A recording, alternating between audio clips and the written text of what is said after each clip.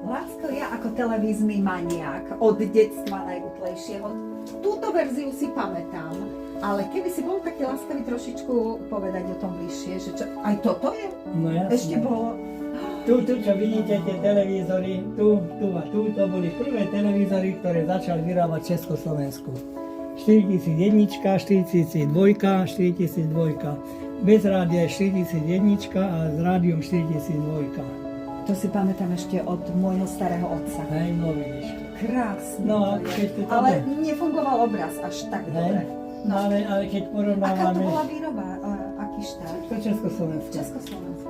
No a keď porovnávame, aký veľký televízor a tam nejaký maličký. No presne. Nie? A ten malinký, ten je z akého? To neviem.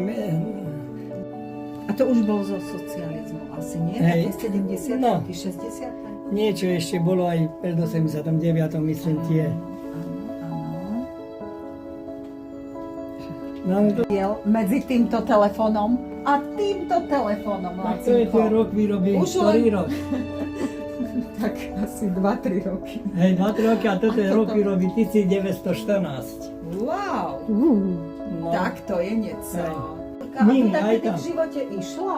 Alebo No je je to len to áno, ako... nie možno, že aj teraz Normálne je to vyšlo. No Čiže už baterka baterky. bola vybetá. Aha. No potom tu aj takú zbierku bateriek. Tak všetko tu mám, ale len málo. To... Prvý kostým, ktorý sme objavili, odhalili a ukážeme. Áno.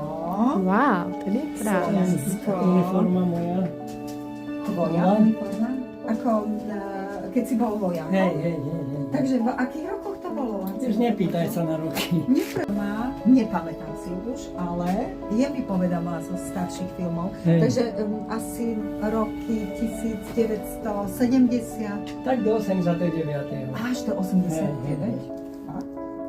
No podporučujem. Približne to... Približne, Hej. lebo už sa vymodernizovali. Nie, to je poručujem. Čo sme práve odhalili pod kostýmami, ktoré o chvíľku ukážeme, pretože sú veľmi zaujímavé.